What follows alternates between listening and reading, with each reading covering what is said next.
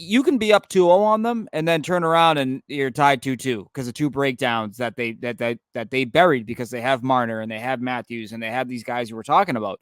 Like, it's just they're always in a game. As long as they have Austin Matthews and Mitch Marner and William Nylander, they are in a game offensively. Poke the Bear is powered by Prize Picks, the exclusive daily fantasy partner of the CLNS Media Network. And welcome into Poke the Bear, episode 222, presented by CLNS Media and sponsored by our good friends over at Prize Picks and Factor Meals. My name is Conor Ryan, and once again, we are joined by the esteemed, the great Ty Anderson of 98.5 The Sports Hub. Ty, what's going on? What's up? How we doing today? Doing pretty well. A little tired, doing a lot of preview stuff, as I think we all are, looking ahead to what is going to be I think, very measured, normal first-round series between the Bruins and Maple Leafs, as it always is whenever these two teams meet. A lot of rational takes, no overreactions, nothing like that. So I'm gearing up for it. Most importantly, I was going to be excited with whoever the Bruins are going to play, but it does feel like there's a little bit more juice with whenever they play Toronto, right? Oh yeah, I mean absolutely. Like I think the worst playoff series that I've covered, in my 14 years of doing this, I want to say was the Ottawa series because nobody really cared. There was no juice. There was no sort of history between the teams of any sort. It just was kind of a boring series in that regard. So Boston, Toronto, Tampa, Florida, the NHL is getting what they want out of the Atlantic bracket. It definitely feels like in terms of the energy and the what do you want to call it? The hatred, I guess, downright, these teams and their fan bases seem to have, just for one another over the years for obvious reasons. And when you look at this, obviously the primary focus of this episode will be just previewing Bruins Maple Leafs. Ty, when you look at this Maple Leafs team, I kind of alluded to it in one of my preview pieces that the Maple Leafs, again, like this is probably the best team of this incarnation of Toronto with this core that the Bruins have faced. But it still seems like it's almost like a Fast and Furious sequel where it's like some things are different. The supporting cast is different. They're in Rio one year, they're in space another, but at the end of the day, it's still kind of the same script. Is this Maple Leafs team still kind of the same team in terms of where those flaws are that the Bruins should be able to exploit? Or do you think this team is a lot better than maybe we initially give them credit for? I think this is the best iteration of the Maple Leafs. I think they're 5-on-5 scoring. They're not as power play dependent as they may have been in years past. But however, I think their goaltending is actually worse, than when you saw them in 2019. I think their defense is worse than when you saw them in 2019. Like, there's a lot of things that you can like about this team, namely the fact that they can balance their roster now more than ever before. They can throw some complexions at you that are pretty wild in terms of like the versatility. Like we've seen it lately, like where they've had Matthews, Tavares / Marner and Nylander on different lines, and if you can spread it out like that, that's great. That's a great sign for your team. However, this team still has, as of right now, Simone Benoit in a top 4 role and not a guy that is a top 4 defenseman. Right. And so, they're still so powered by their high end talent, and it's a supporting cast that I still have questions about, and namely in net. I think that Samsonov and Joseph Wall, Wall was really good in the first half of the year. Second half, not so much. So a lot of major questions, and I think for me, like the questions for Toronto that we've had, over the years, they're still there, but it really feels like they are glaring now. It used to be like, all right, can they overcome this? Some of these problems, after watching a bunch of their games recently, these past few days, like defensively, they are still just a nightmare. It seems like at times. And so it's a huge question mark, and it may be, an undoing for this team, honestly. Yeah, I know. It's one of those things where I think you look at this series, it's very much going to be, I think, determined by strength on strength. And if you're Toronto, it's whether or not you can just land enough punches and do enough damage, I think, against the Bruins goalie duo, whoever it's going to be. Mark Swayman, we'll dive into that a little bit later on. But I think it comes down to just whether or not the Bruins can just stay afloat and kind of withstand the firepower that Toronto's going to bring. Because listen, they're going to bring it. We know this team can finish all up and down the lineup. The way they've got their line set now. I know Nylander didn't practice on Friday, and Keefe was kind of mum about what exactly that was. But if he's good to go and he's on your third line, pretty good for a guy that almost hit 100 points. So I think for the Bruins, it all comes down to like what's going to determine the series is which team's strength is going to hold out more. And again, it's you feel like more comfortable with the Bruins with their goaltending and their overall defense than what Toronto can bring. It just seems like that's more sustainable and it can carry over more into the playoffs. But I think for the Bruins, the biggest key is just going to be winning the net front, not necessarily offensively, because as you said, like there's deficiencies there. If this team gets pucks to the net, are able to find inside ice, the chances will be there. And more likely than not, you can capitalize against whoever it is, Samsonov or Wall. But down the other end of the ice, like this Toronto team can do a whole lot of damage. And if this Bruins defense, especially, which has been prone this year to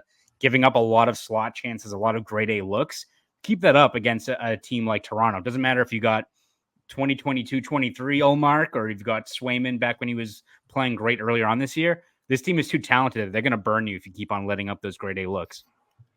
Yeah, absolutely. And I think if you're the Bruins, I think some comfort you can take right now is in the fact that I would say two of your better games over the final month and a half of the season came against Toronto.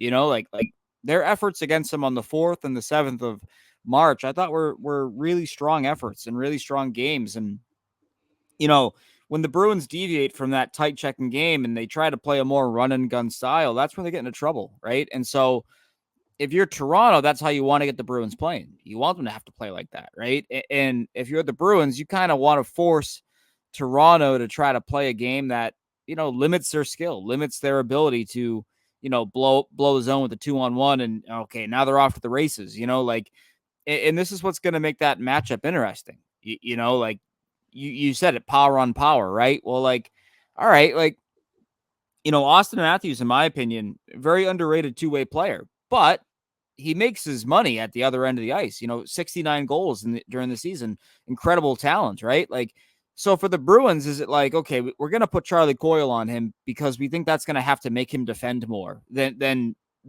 scoring, so to speak. So it's going to be really interesting to see how they match up the roster, in terms of do they go power on power or do they try to split it up and say, okay, we need to have this pairing on this guy, but we're going to blend in, Lindholm here and blend in McAvoy here at certain points. Like it's going to be a really good chess match. I feel like for Jim Montgomery, who, in my opinion, has to coach well after what happened last year. So this is going to be a really good test, I think, across the board for so many reasons and for so many people in each organization right now.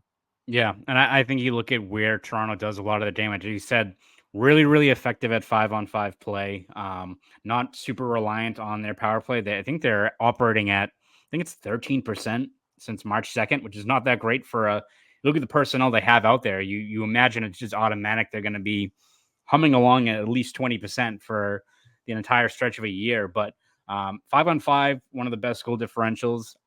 I think people like to view Toronto as being this very much run and gun team, but a lot of their chances to generate from the slot. They're one of the best teams that, behind the net passes, like finding kind of those soft areas of the ice. And it helps again when you have a guy like Matthews, you can rip it from pretty much wherever. But you look at like the highlight reel of his goals.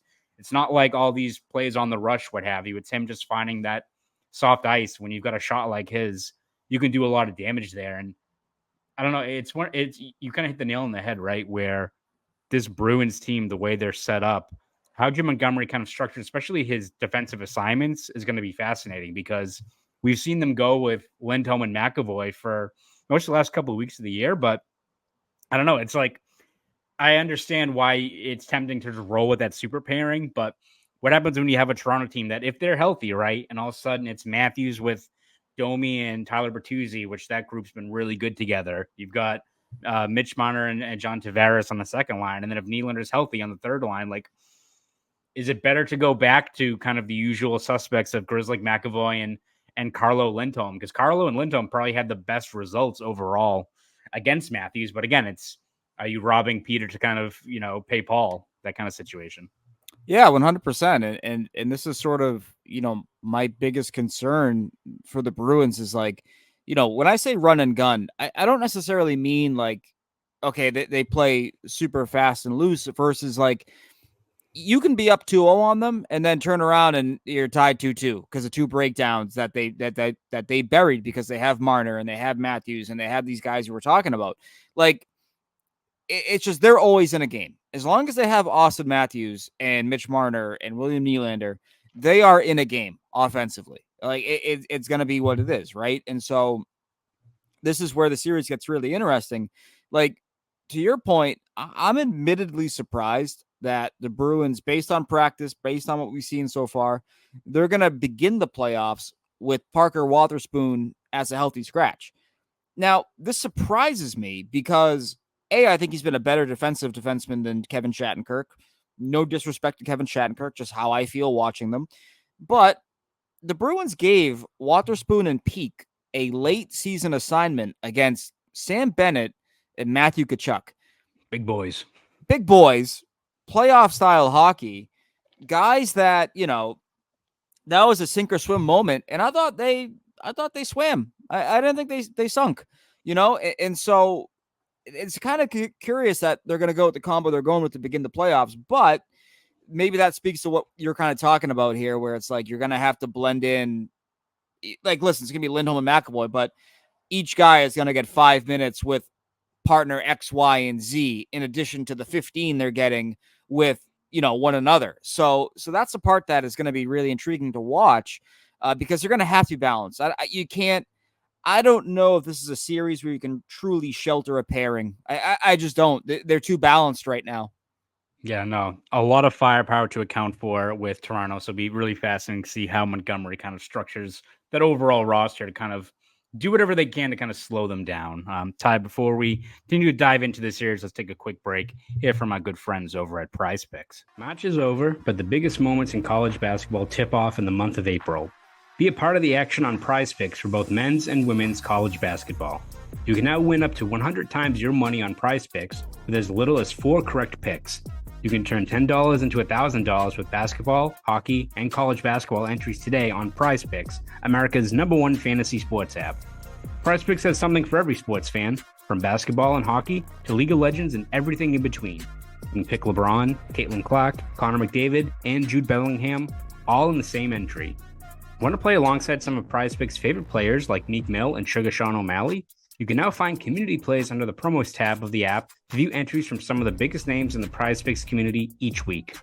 Testing my skills on Prize Picks this season is the most exciting way to play daily fantasy sports. Prize Picks is really simple to play. I can make my picks and submit my entry in less than 60 seconds. Quick withdrawals, easy gameplay, and a huge selection of players and stat types are what makes Prize Picks the #1 daily fantasy sports app. And with the Bruins season still in full swing, there are plenty of ways to participate in Prize Picks. This week, I'm selecting David Pastrnak for more than 3 goals and Charlie McAvoy for more than 4 assists. So download the Prize Picks app today and use code CLNS for a first deposit match of up to $100. Again, use code CLNS, that's CLNS, for a first deposit match of up to $100. Prize Picks. Pick more, pick less, it's that easy. And now, let's get back to the show. Once again, shout out to our good friends over at Prize Picks. All right, Ty, figure now might as well look at the goalie situation. And I'm not going to dive too much into the goalie rotation because I'm at the point now where it's like, in the words of the great Carrie Underwood, Jesus, take the wheel. Let's just see how it plays out. I'm not going to dive too much into how exactly they're going to structure these things. But in terms of who's getting the start in game 1, are you still leaning more towards Linus Ullmark? Because there's been a lot of talk, obviously. Jeremy Swayman's played very well against Toronto, not just this year, but last year. I think he's got a .961 save percentage since they've been on this kind of 7-game win streak. But where do you kind of stand in terms of who should get the nod in game 1? Who started game 82? Who was it, Ty? It was Linus Ullmark. So who's going to start game 1? Jeremy Swayman. I'm convinced that they're doing this rotation. You don't do a rotation, a strict rotation, from February 21st to the end of the regular season, almost 2 full months, without giving a guy multiple starts. and then throw that plan out the window. I think it's going to be Jeremy Swayman in game one. I think they're going to bleed it over. Okay, Ullmark got the last game. Now we're going back to Swayman. Also, if you do it this way, you're not putting Swayman in net for a game two where he hasn't played in a full-on week. And so I think they got to be mindful of that. They got to be mindful of putting Jeremy Swayman in the best spot possible after not putting him in a great spot really in any playoff run ever. Like he comes in the third period of game 5 against Islanders. He allows 1 goal on 2 shots. That ends up taking the loss because they made it a game. He comes in with the Bruins down 0-2 against Carolina in 2022. And then he comes in game 7 last year. So I think there's an element here of, you know what? We've gone with Linus for game 1 in back-to-back seasons. It hasn't worked out at the end of the day. Jeremy Swayman has good numbers, as you noted, against Toronto, 3-0 with a 9.59. I think you go with Jeremy Swayman here out of the gate. But you're going to go back to Linus in game 2, I think. So I don't know if it necessarily matters all that much, but my feeling is that Jeremy Swayman will be in net for game 1. Yeah, and it's one of those things where the Bruins have a luxury with having both those guys. And if there's ever probably a matchup where it's easier to get this rotation going, it's probably this one, right? Where, I mean, we know Ullmark since, tapping into the power of friendship and ended up sticking around after the deadline. He's been on a roll, right? 6-3-0, 9.35 save percentage. So you already know you've got a good thing with him. He's playing well down the stretch, but to have Swayman go up against a team that he's played really well against, which again, doesn't seem like it makes much sense considering that Toronto can make even the best goalies look really, really bad with how much firepower they've had. But in terms of, beyond the fact that goalie rotation, the way it's going right now, has him going for game 1. I don't know what it is about Toronto that he tracks the puck well, or he just gets up for those kinds of matchups. But what better way to kind of, I don't know if ease them in is the right way to do it, but to get this thing off on a high note than having him feel good about his game against a team he's owned kind of in the last year, and then going right to Ullmark. Like, however they structured, you've got 2 goalies in place, which has what it's always should have been, right? Like, at the end of the day, the Bruins should have the advantage every single night, depending on who they have in net, and being able to switch it up and keep both guys fresh, especially against a team like Toronto that's kind of similar to like Florida a little bit in terms of like, they make the opposing goalies work, right? Like they generate a lot on the forecheck. They generate a lot of slot chances, make you move laterally. Like you're going to need both these guys just to, help each other keep them afloat when you go up against a team as dangerous as Toronto. Yeah. And the other part of it too is that, had the Bruins drawn Tampa, I would have sat here right now and said, you go to Linus Ullmark in game 1 because he's been better against Tampa than Swayman has, in my opinion.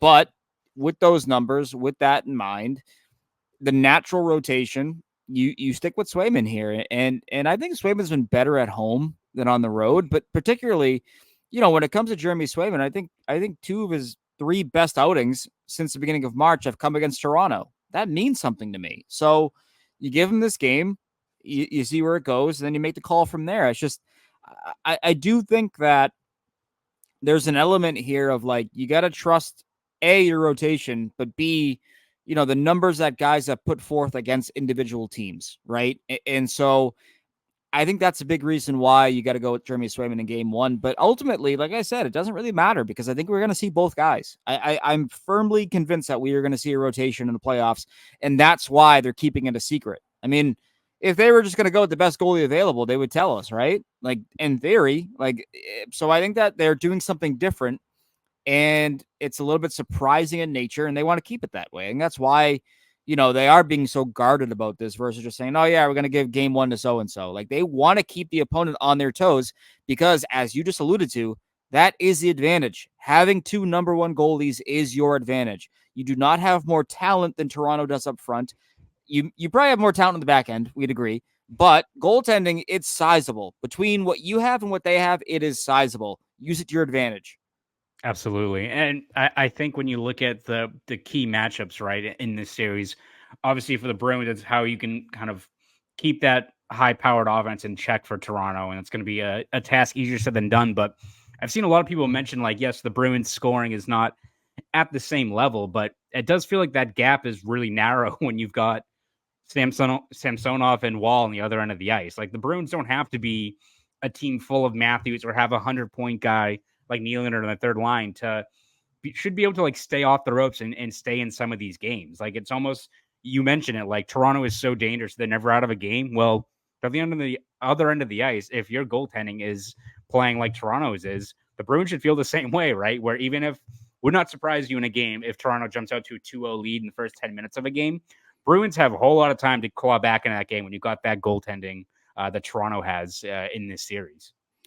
Connor, they gave up 29 shots on goal in the second period of their game against Florida on Tuesday night. That's not great. That's not awesome. And that's how they gave up 5 straight unanswered goals. Is like they just fell apart defensively. And Joseph Wall, like he's not what he was pre-ankle injury. And Samsonov is Samsonov at this point. Like he's a guy whose confidence can absolutely crater, with 1 or 2 bad games. And like I'm not trying to like denigrate Samsonov here.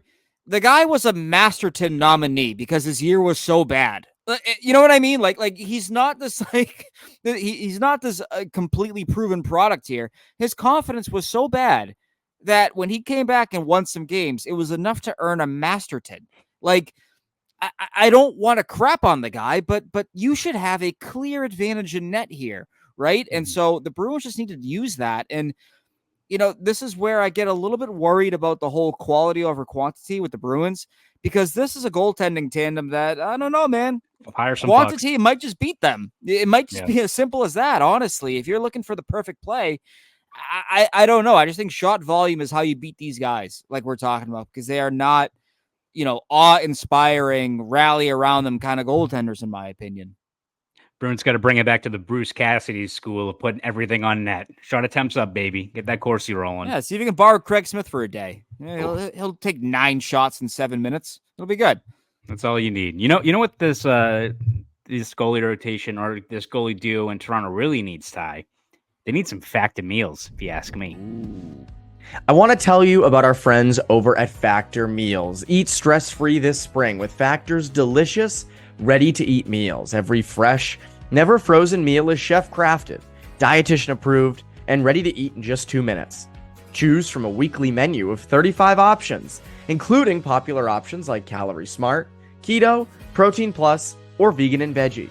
Also, discover more than 60 add-ons every week, like breakfast, on-the-go lunch, snacks and beverages, to help you stay fueled and feel good all day long. What are you waiting for? Get started today and fuel up your springtime goals. Get chef-prepared meals on the table in 2 minutes with Factor's ready-to-eat meals so you can get back to doing what you love this spring. Looking for gourmet meals? Try meals that feature premium ingredients like filet mignon, shrimp, truffle butter, broccolini, and asparagus. And we're celebrating Earth Day all month long. Look out for the Earth Month Eats badge on the menu for our lowest carbon footprint meals. So head to factormeals.com/Bruins50 and use code Bruins50 to get 50% off your first box plus 20% off your next box. That's code Bruins50 at factormeals.com/Bruins50 to get 50% off your first box plus 20% off your next box while your subscription is active. Now, back to the show. Once again, shout out to our good friends over at Factor Meals. All right, Ty, looking at this series, what do you view as being the primary X factor? Do you think it's going to maybe swing the momentum in a best of 7? I think it really comes down to, the secondary scoring of Boston. You're going to have to get some goals here from guys who aren't Pastrnak or Pastrnak line mates, Zacha and Heinen. Like, you got to get some production out of there. Really, we go back since Jim Montgomery called out his team as not being playoff ready. The Bruins have they've put forth some good games here, right? But that Pastrnak line has really kind of driven the bus. You look at their even strength scoring over that span, they have accounted for 13 of their 20 goals. Pastrnak, Heinen, Zacha, that, they've been on the ice for that, right? And sort of in those non-minutes, they have 7 goals in over 350 minutes. It's not enough. You need more production there. And so that's got to be topic, or need number 1 for the Bruins is you got to get, your Geekies, your DeBrusks, your Fredericks, your JVRs, whoever. You got to get those guys firing up again and scoring some goals and some timely goals to help put this team away, because as we talked about, they'll always be in a game. You know, unless you beat it out of them, they will be in a game. So you got to have your secondary scoring come to the table in this series.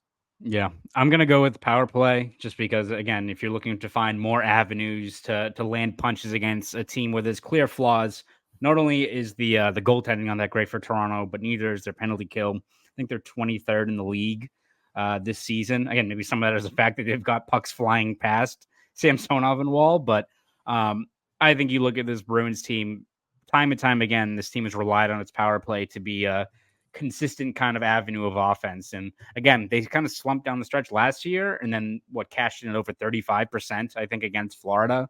Not to say that's going to happen again, especially when you've got a very reworked power play with Shattenkirk right now in place of McAvoy. You've got Heinen in place of Marchand. It seems like the Bruins are trying to balance out those two different units. We'll see how that goes. But I think if you're able to get this power play rolling again, and you're able to, either build that necessary breathing room you need against a team like Toronto or help you claw back in some of these games, which again, it's not going to be easy sledding. There's going to be times this team's going to be staring at probably a multi-goal deficit against a team this talented. I think the power play just needs to get on a roll here, and it sure helps that you're going up against a team like Toronto as opposed to, a team like Carolina, for example, that will be in your face. And if your power play is sputtering, they're going to keep that drought going on. Yeah, and the other part of it too is that this Toronto PK is not very good. No. You look at where they finished in the regular season. The only teams worse than them, were Montreal, Bad Columbus, Calgary, Chicago, just teams you don't want to be around, right? And so I believe they're the second worst PK out of all playoff teams. I think only the Islanders have been worse this year. Yeah. Which is weird. The Islanders being bad defensively, but whatever. Right. And so if we look at it, right, like if we look at sort of, where they are and okay, like the Leafs added Ryan Reeves, they added Max Domi, they added Tyler Bertuzzi, they brought in Connor Dwyer, they brought in Joel Edmondson. Okay. If you want to play gritty and you want to play chippy, that's awesome. But there also is a line there that if you cross it and take dumb penalties in the name of revenge or setting the tone or whatever, and you go against a Boston power play that might have some more confidence after getting a goal in game 82 and having confidence because they clicked at 30% against your team this year, like that could be a game changer to your point. So that's a great pick as well, in my opinion. Mm-hmm. Yeah, it would be fascinating to see just how the overall special teams works out. Because again, Toronto's power play very good in the regular season in terms of 7th overall, but also in a little bit of a rut as well. So if you're able to, again, very good 5-on-5 team, Toronto, but if you're able to limit how many looks they have on the power play, they'll help you out as well. So definitely special teams, and as you said, secondary scoring going to be key in this series. Which brings us to the final point, Ty. Predictions. What do you got? I got Bruins in 6. I think Toronto's goaltending and their defense and just kind of the way that they're entering the playoffs. And I understand they didn't have a ton to play for, but you were still playing teams in, Florida and Tampa. You want to get a win, right? Like they were trying to win those games. You want to feel good about your game entering the playoffs. And, I just think that, Toronto hasn't had a lead against Boston this year. I don't think. I'm pretty sure in any of those games, I don't think they had a lead. I think it was tied or the Bruins were winning. And so I just think that their defense and their goaltending is not going to be up to task in this series compared to what Boston can throw at them defensively and in goal with the rotation or with one of the guys grabbing hold of the gig for 5 or 6 games. Yeah, no, I agree. I got Bruins in 6, and again, like I can easily map out a scenario where the Bruins come up short in the series, like in terms of just how talented Toronto is. They have got multiple guys that can take over a series that you can end up, being bounced out, and then breakup day, you're shrugging your shoulders like, I mean, what could we do there, right? When if it's Matthews with 6 goals in a series or what have you, this team has the firepower to break even a very good defensive team like Boston, especially with their goaltending. But I just can't see it over a best of 7 series with the Bruins and the deficiencies that Toronto has on defense.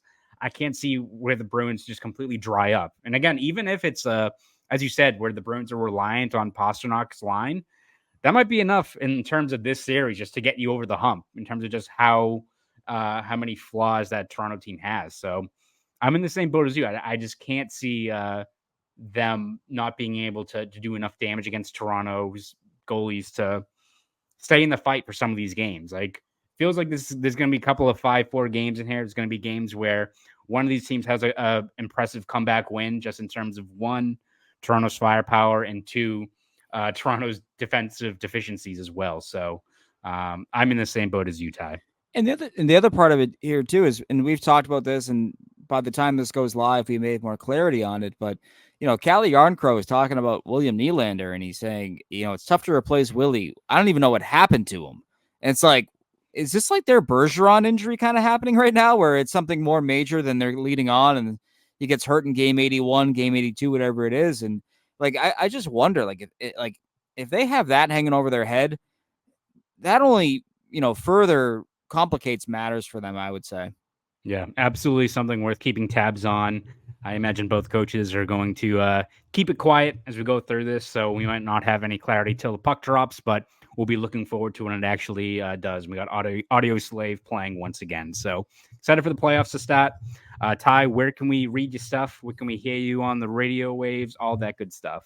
Yeah, you can hear me on 98.5 The Sports Hub, and read me on 98.5thesportshub.com. You can also catch a podcast I do with Matt Dolph, who I hear was at Bruins practice today on Friday. Oh, look at that. Scoops. Unbelievable. Love it. Love it. Sports Hub Underground, you can catch that wherever you get your podcasts as well, in addition to this podcast. How about yourself? Yes, you can read my stuff over at boston.com and the Boston Globe, and you can listen to me on this podcast. You can listen to me on Bruins Beat with Evan Marinofski, who's also on board. We've seen him hovering around the TD Garden. Yeah, he's a bit of a bad luck guy. We'll see what happens if he shows up in game one, but I'm just saying, like, it's a little nerve-wracking, I'm not going to lie. So we will see how that all plays out, but thank you, everyone, for listening in. This is episode 222 of Poke the Bear. I'm Conor Ryan. That's Ty Anderson. You fans have a great rest of your week.